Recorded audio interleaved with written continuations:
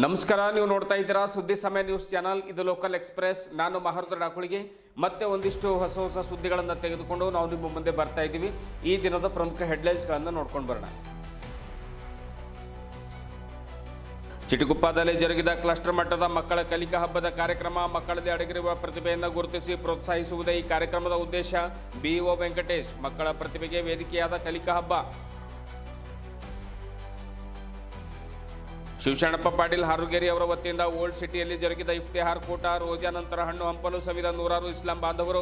ಭಾರತ ಒಂದು ಜಾತ್ಯತೀತ ರಾಷ್ಟ್ರವಾಗಿದೆ, ಸೌಹಾರ್ದಯುತವಾಗಿ ಬದುಕುವ ದೇಶವಾಗಿದೆ. ಪೂಜ್ಯ ಚನ್ನಬಸವಾನಂದ ಶ್ರೀಗಳು. ಸಿಎಂ ಸಿದ್ದರಾಮಯ್ಯ ಮಂಡಿಸಿದ ಬಜೆಟ್ ಇದು ಪಾಪ್ಯುಲರ್ ಹಾಗೂ ಸಮಸಮಾಜ ನಿರ್ಮಾಣದ ಸರ್ವತೋಮುಖ ಬಜೆಟ್ ಆಗಿದೆ. ಶ್ರೀಕಾಂತ್ ಸ್ವಾಮಿ. ಜನಕಲ್ಯಾಣ ಕಾರ್ಯಕ್ರಮಗಳು ಅಲ್ಲದೆ ರಾಜ್ಯದ ಅಭಿವೃದ್ಧಿಗಾಗಿ ಪ್ರಸ್ತುತಪಡಿಸಿದ ಉತ್ಕೃಷ್ಟವಾದ ಮಂಡನೆಯಾಗಿದೆ ಎಂದು ಹೇಳಿಕೆ.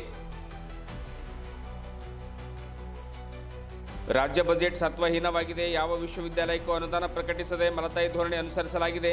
ಜಿಲ್ಲೆಗೊಂದು ಸರ್ಕಾರಿ ವೈದ್ಯಕೀಯ ಕಾಲೇಜು ಸ್ಥಾಪಿಸುವ ಭರವಸೆ ಹುಸಿಯಾಗಿದೆ. ವಿದ್ಯಾರ್ಥಿ ಮುಖಂಡ ರೇವಣಸಿದ್ದ ಜಾಡರ್ ಅಸಮಾಧಾನ.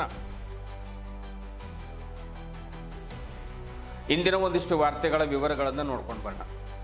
ಚಿಟಗುಪ್ಪ ಪಟ್ಟಣದ ಸರ್ಕಾರಿ ಮಾದರಿಯ ಕಿರಿಯ ಪ್ರಾಥಮಿಕ ಶಾಲೆಯಲ್ಲಿ ಜರುಗಿದ ಕ್ಲಸ್ಟರ್ ಮಟ್ಟದ ಕಲಿಕಾ ಹಬ್ಬ ಮಕ್ಕಳ ಪ್ರತಿಭೆ ಅನಾವರಣಗೊಳಿಸಲು ಸಾಕ್ಷಿಯಾಯಿತು.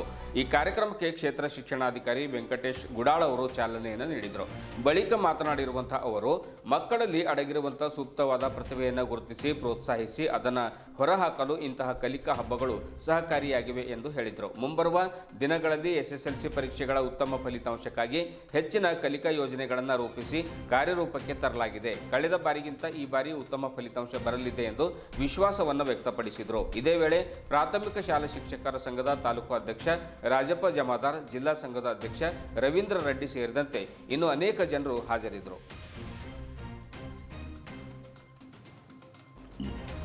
ಇದೇ ಸಂದರ್ಭದಲ್ಲಿ ಮಕ್ಕಳು ಮಾಡಿದ ವಿವಿಧ ರೂಪಿಕೆಗಳನ್ನು ಬಿಇಒ ಹಾಗೂ ಅವರ ತಂಡದ ಸದಸ್ಯರು ವೀಕ್ಷಿಸಿ ಮಕ್ಕಳ ಬೆನ್ನು ತಟ್ಟಿದ್ರು. ಚಿಕ್ಕ ಮಕ್ಕಳು ಮಾಡಿದ ನೃತ್ಯ ಸಭಿಕರ ಮನಸೂರೆಗೊಂಡಿತು. ಬಿಆರ್ಸಿ ಕೋಆರ್ಡಿನೇಟರ್ ಪ್ರೀತಮ್ ಸಿಂಗ್ ಜಾಧವ್, ಉಪಾಧ್ಯಕ್ಷೆ ಪ್ರಮೀಳಾ ರೆಡ್ಡಿ, ಬಿಆರ್ಪಿ ರಾಮುಲು, ಸಿಆರ್ಪಿಗಳಾಗಿರುವಂತಹ ರಾಮಚಂದ್ರ, ನಾಜನೀನ್ ಸುಲ್ತಾನ, ಟಿಎಲ್ಸಿ ಆಗಿರುವಂತಹ ಮುಜಾವರ್, ಮುಖ್ಯ ಗುರುಗಳಾಗಿರುವಂತಹ ಸುನೀತಾ, ವಸೀಂ ಸುಲ್ತಾನ, ಮೊಹಮ್ಮದ್ ಅಖಿಲ್ ಸೇರಿದಂತೆ ಶಾಲಾ ಶಿಕ್ಷಕರು ಹಾಗೂ ಸಿಬ್ಬಂದಿ ವರ್ಗದವರು, ಮಕ್ಕಳು, ಪಾಲಕರು ಉಪಸ್ಥಿತರಿದ್ದರು. ಅನೇಕ ಮಕ್ಕಳು ಒಂದು ವಿಧವಾಗಿರ್ತಕ್ಕಂಥ ಆಕರ್ಷಕವಾಗಿರ್ತಕ್ಕಂಥ ಒಂದು ರೂಪಿಕೆಗಳನ್ನು ನಿರ್ಮಾಣ ಮಾಡಿದ್ರು. ಅವೆಲ್ಲವುಗಳನ್ನು ಪಾಲಕರು, ಶಿಕ್ಷಕರು, ಸಿಬ್ಬಂದಿ ವರ್ಗದವರು ವೀಕ್ಷಣೆಯನ್ನು ಮಾಡಿ ಮಕ್ಕಳ ಒಂದು ಪ್ರತಿಭೆಗೆ ಒಂದು ಭೇಷ್ ಎಂದು ಮೆಚ್ಚುಗೆಯನ್ನು ವ್ಯಕ್ತಪಡಿಸಿದರು.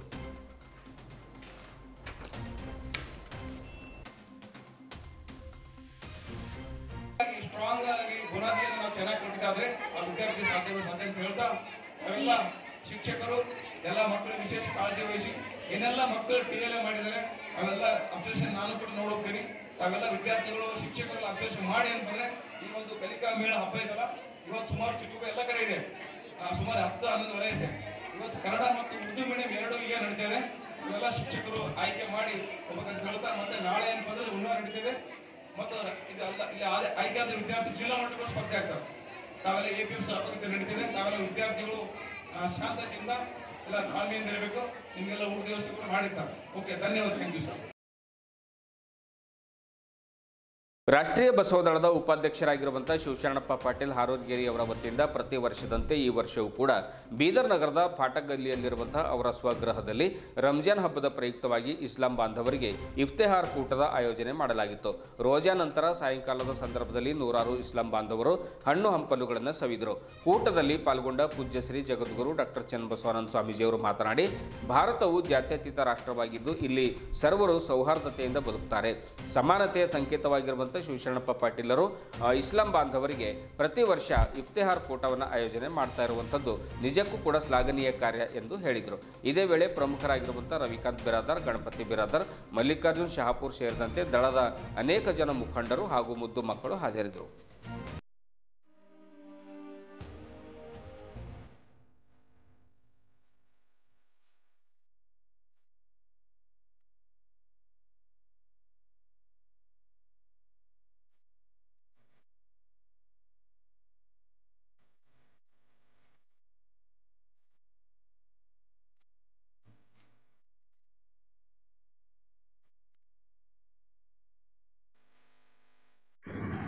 ಇಸ್ಲಾಂ ಬಂಧುಗಳ ಒಂದು ರಂಜಾನ್ ಹಬ್ಬದ ಪ್ರಯುಕ್ತವಾಗಿ ಇಫ್ತಿಹಾರ್ ಕೂಟವನ್ನು ಅವರಿಗೆ ಹಣ್ಣು ಹಂಪಲ ಮತ್ತು ಉಪಹಾರವನ್ನು ಕೊಡ್ತಕ್ಕಂತಹ ವಿಶೇಷವಾದಂಥ ಒಂದು ಕಾರ್ಯಕ್ರಮ.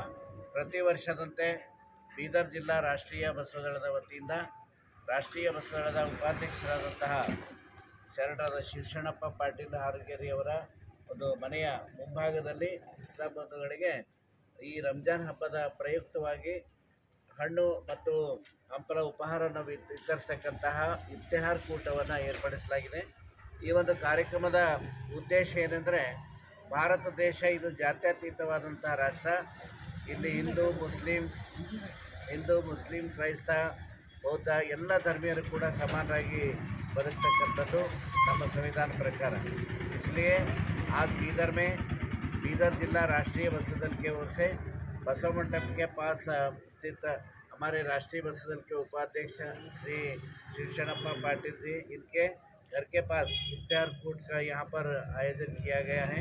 सभी मुस्लिम बंधुओं को रमज़ान ईद के मुबारक देते हुए राष्ट्रीय बसव दल के सभी हमारे कार्यकर्ता शिवशरणप्पा पाटिल जी के नेतृत्व में यहाँ पर इफ्तिहार पार्टी यहाँ रखा गया है. सभी मुस्लिम बंधुओं को रमज़ान ईद का हम मुबारकबाद देते हुए सभी को इस बधाई देते हुए ईद का मुबारक देते हुए सभी को इफ्तिहार पार्टी का आयोजन किया गया है. सभी इस्लाम बंधुओं को हम शुभकामनाएं देते हैं. सभी को शरणार्थी नमस्कार.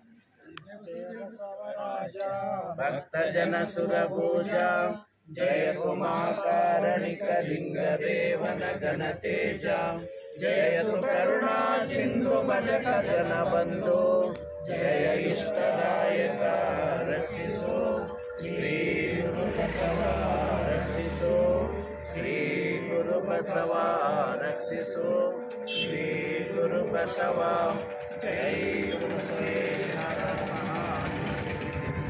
विश्व गुरु बसवेश्वर सकल शरण संतों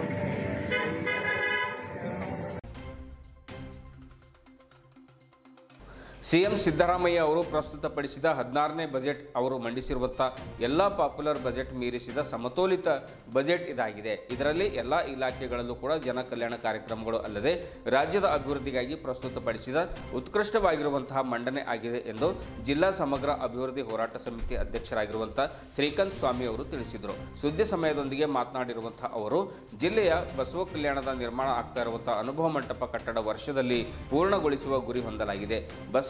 ಬಸವ ಆಧ್ಯಾತ್ಮಿಕ ಮತ್ತು ವಚನ ಅಧ್ಯಯನ ಕೇಂದ್ರ ಬೆಂಗಳೂರಿನಲ್ಲಿ ಸ್ಥಾಪಿಸಲು ಕ್ರಮ ವಹಿಸಲಾಗಿದೆ.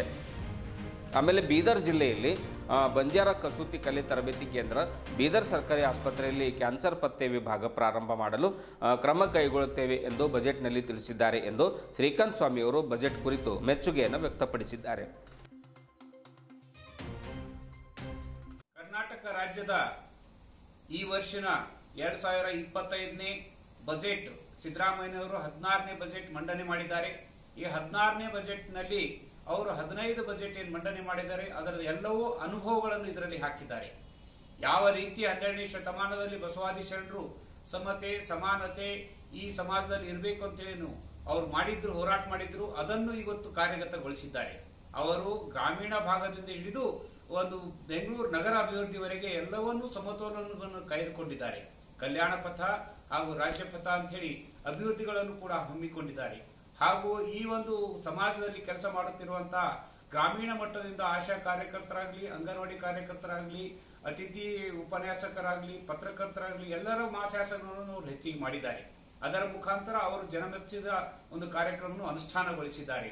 ಈಗಾಗಲೇ ಅಭಿವೃದ್ಧಿ ಕಾರ್ಯಕ್ರಮ ಬಗ್ಗೆ ಜನರು ಅದರ ಬಗ್ಗೆ ಆತಂಕ ವ್ಯಕ್ತ ಮಾಡ್ತಾ ಇದ್ರು. ಆದರೆ ಈ ಬಜೆಟ್ನಲ್ಲಿ ಸಂಪೂರ್ಣ ಆತಂಕವನ್ನು ದೂರ ಮಾಡಿದ್ದಾರೆ.